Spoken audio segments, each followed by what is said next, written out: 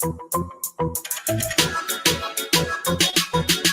don't need Netflix, you don't need cable. Hop on YouTube, welcome to the hood table, where we chop up local and global events vocally.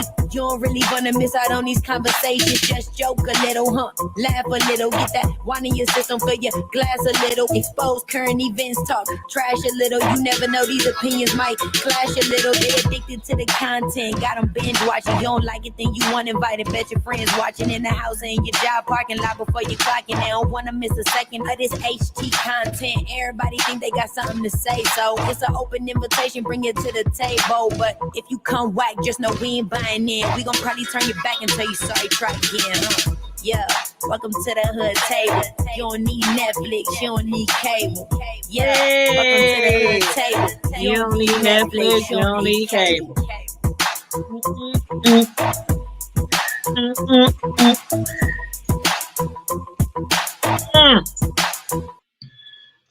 Hey everybody, how are you doing? Hey now, how is everybody doing? I hope everybody is having a wonderful week thus far. I hope everybody had a wonderful Labor Day weekend. I'm still off of work. I took a 5-day weekend, child, because I've been working like cray. Y'all already know that. But anyway, thanks for tuning in. Make sure you hit the like and share the video, and also subscribe to the channel if you are not already subscribed. And don't forget, we do have a website, thehoodtable.com, where you can go over there, purchase merchandise. You can sign up for our monthly newsletters and, check out my written blogs and all that kind of stuff. And follow us on Twitter, Facebook, and IG as well. But today, right now, we're about to jump right into this review of The Have and the Have-Nots, Season 7, Episode 14, and it was titled Someone Special. So make sure, again, you like, share, and subscribe, and let me know in the comments how you felt about this episode and the different storylines. Now, the show started off with Hannah arriving at the Cryers to check in on the damages from the break-in. Upon arrival, she sees that her ex, her baby daddy, Derek, is also there in handcuffs. Besides her children, Derek was the last person that she wants to see right now.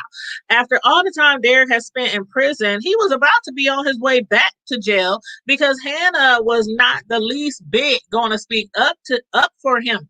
The cops had him in handcuffs and questioning him like what he doing there. And remember last episode, they had told Jim Cryer that the perp was a white man. Jim, he looked on his phone, checked out their home security cams, and found out it was his own son, Wyatt, who had broken into the house. But anyway, you know how it goes. He's black, Okay, anyway, Black Lives Matter. But no, for real. They had him in handcuffs and they was questioning Hannah, like, do you know him? Do he really work here? Because he was there to fix up the door that, Wyatt kicked in. Anyway, she refused to say, didn't even want to look at him, speak to him, nothing. But the cops, ended up getting in contact with Jim, who is still in the hospital. And they released him so that he can continue fixing the door. Wyatt, the crazy Wyatt kicked in. Speaking of crazy, though, that crazy psycho Justin, I'm getting so sick and tired of him. Are y'all getting sick and tired of that storyline? Because what I've been reading and checking out on other blogs and stuff, a lot of people's getting sick and tired of them. So y'all let me know if y'all sick and tired of them. But anyway, Justin was still hanging out in Madison's hallway at his apartment building when Jeffrey showed up. What Madison told him specifically was, Jeffrey, you cannot help everybody. That's what Madison told Jeffrey. Why? Because Jeffrey, knowing how difficult it is to be gay and to have a relative not condone it, namely his mother, naturally feels sorry for Justin. But will he feel sorry enough for Justin to fall for Justin again? What y'all think? Because I do believe that Justin is far from done with harassing the two of them. Last episode, he seemed to be trying to convince Madison that he wants to change. He just needs a mentor. He needs somebody to talk to. He thinks that person is Madison, but Madison was like, I am not a therapist, okay? I am a nurse. Take your butt to go see a therapist, a counselor, something. The crazy house somewhere. That's probably where he really belongs, the crazy house. Right over there, sitting right next to Wyatt. But anywho, He told him, he ain't the right person to talk to. However, this episode, he seemed visibly becoming unhinged again.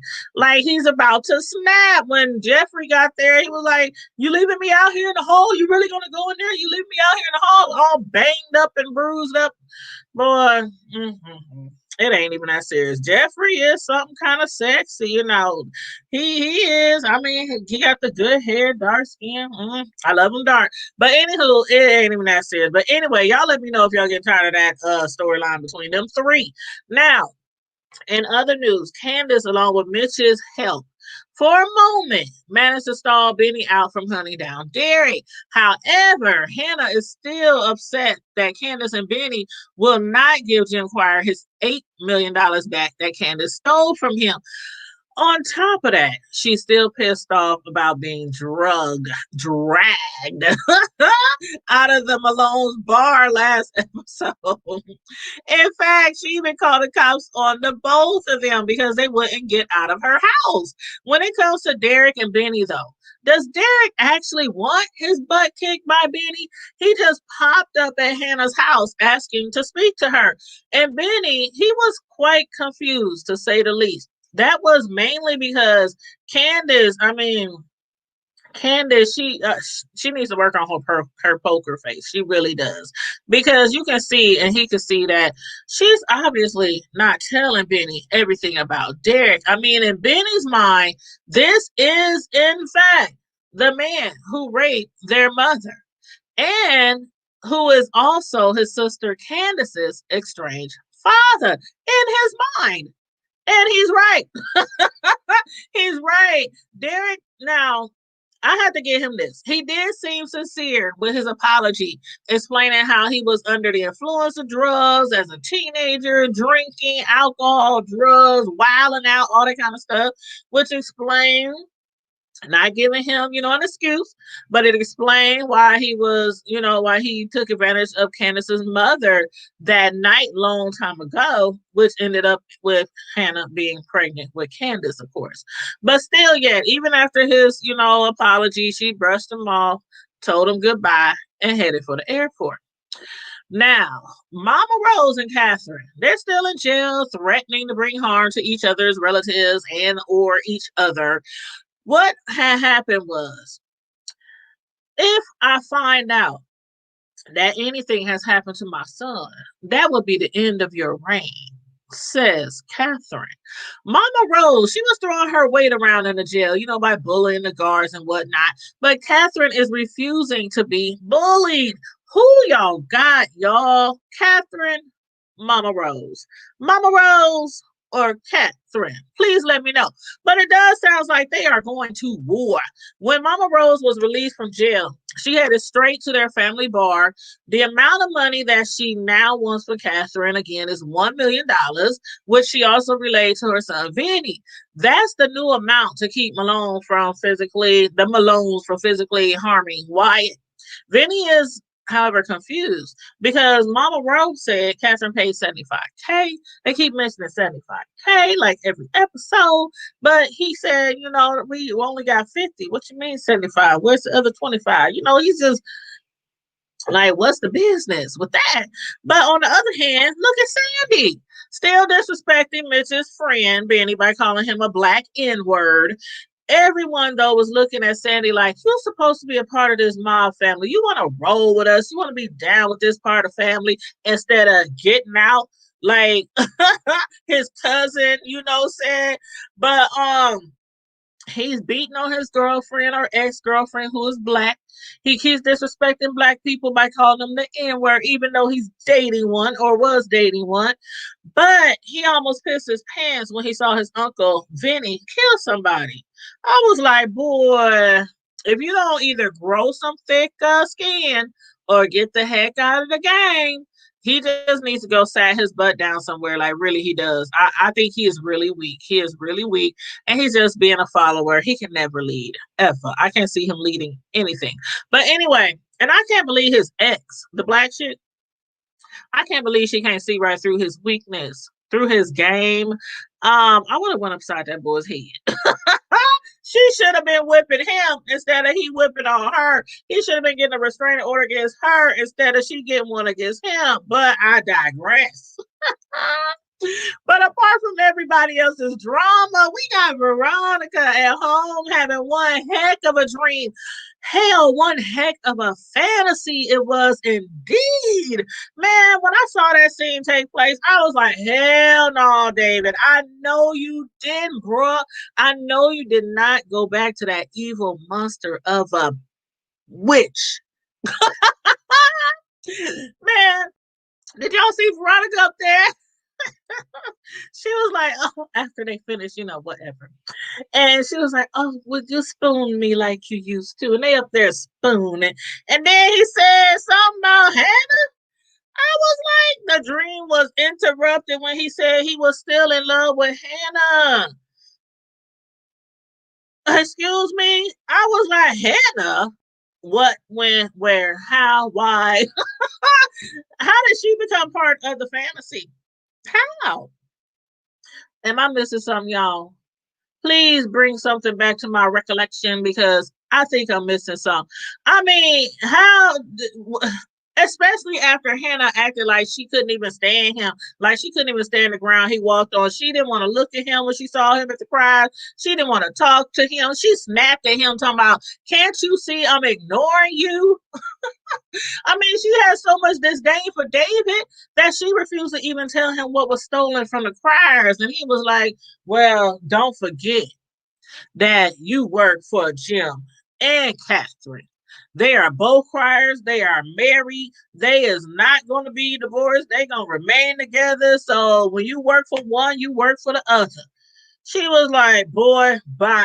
Bye, Felicia. So I'm like, I'm confused. Hannah, he's still in love with Hannah?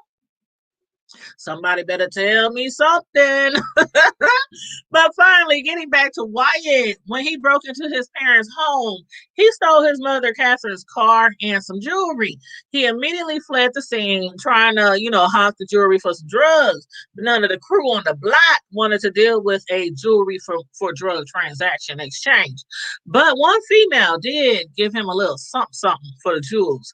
But even after being shortchanged, because she did shortchange him, he was so desperately needing a fix that he settled for the small amount of drugs. Anyway, that Wyatt, he was feeling something terrible, y'all. Something terrible. To the point he was about to inject himself he was right out there on the block with all these drug dealers walking around selling drugs. And he gonna hold his arm out about the right there, right on the street. That girl who sold him the drugs, she was like warning him, like, man, if you know what's good for you, you will not do that right here in front of all these drug dealers, aka thugs, goons, whatever, because it's gonna be some trouble for you. I mean, you bringing attention to them. Take your stuff and get the heck out of Dodge. Go somewhere, go around the corner, go in the alley somewhere and get your hit, but don't get your fix right there. But anyhow, so he drove off. But then I was like, did she also tell him to go back to the Malone's bar? What the heck is he doing at the bar? I mean, he got up, staggering all up in the bar like he was drunk and high, of course, staggering, sat right at the bar, holding some jewelry in the air. I guess he's trying to sell it to the Malones or something. I mean, he just walked right into the trap. I don't get that storyline, but he just walked right up into the trap. I mean, like, Mama Rose wants his head on a platter. She wants $1 million. She gonna try to hold him for ransom. Like, why it ain't been in enough situations already? But anyway, so that's where the story ended off with him. So I got questions for y'all. Did Hannah and David have something going on? Who do you have your money on? Mama Rose or Catherine? Let me know.